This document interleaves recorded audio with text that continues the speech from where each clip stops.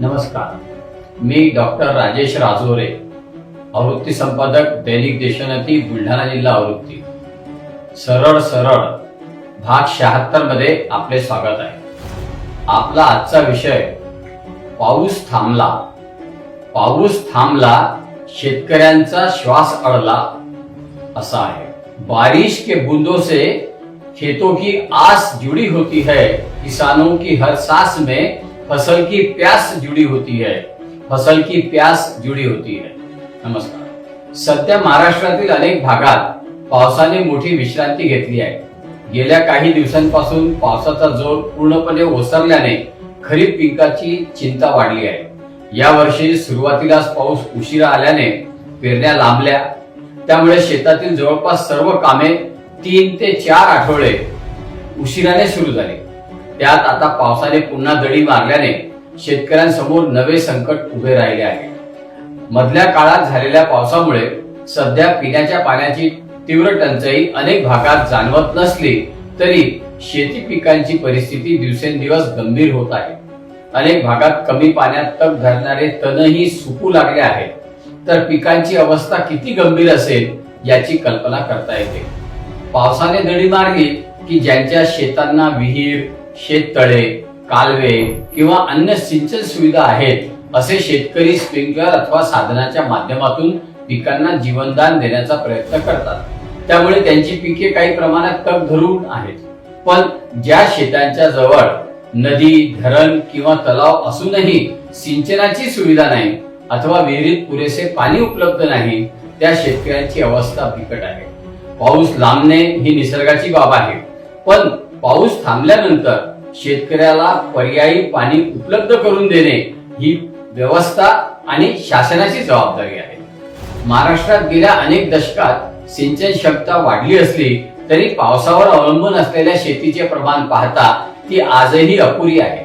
नदी, धरणे आणि तलाव यामध्ये पाणी असतानाही ते शेतीपर्यंत पोहोचवण्यासाठी आवश्यक कालवे, उपसा सिंचन योजना, वितरण व्यवस्था आणि स्थानिक पातळीवर सुविधा सक्षम नसतील तर जलसाठ्याचा शेतकऱ्याला अपेक्षित फायदा मिळणार कसा? अलीकडेच राज्य शासनाने विदर्भातील 62 सिंचन प्रकल्पांसाठी 3,476 कोटी रुपयांचा निधी प्रस्तावित केल्याचे वृत्त प्रसिद्ध झाले. यामध्ये अपूर्ण बंधारे, उपसा सिंचन योजना, कालवे तसेच पाणी वितरण व्यवस्थेच्या सुधारणांचा समावेश आहे. 19 ऑगस्ट रोजी या संदर्भात शासन निर्णय जाहीर करण्यात आला आहे. राज्यात सध्या 234 सिंचन प्रकल्पाची कामे सुरू असल्याचे शासनाने स्पष्ट केले आहे.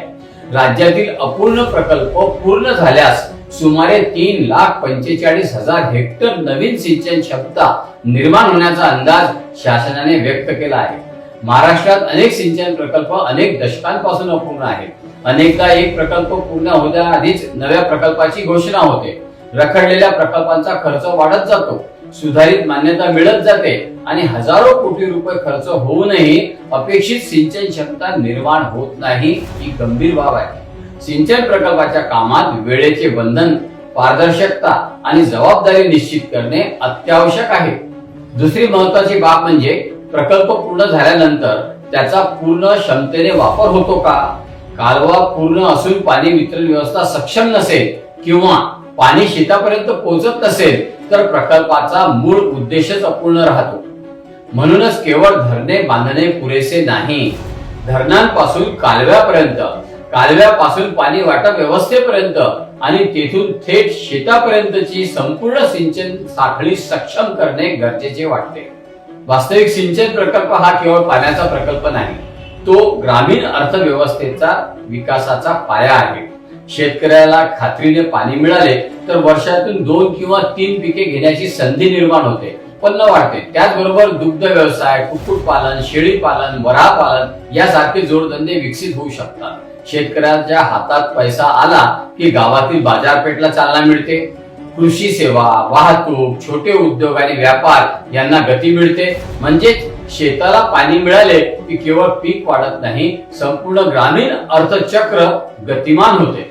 पाऊस आपल्या हातात नाही, परंतु पावसाचे पाणी अडवणे, साठवणे आणि ते शेतीपर्यंत पोहोचवणे आपल्या हातात आहे.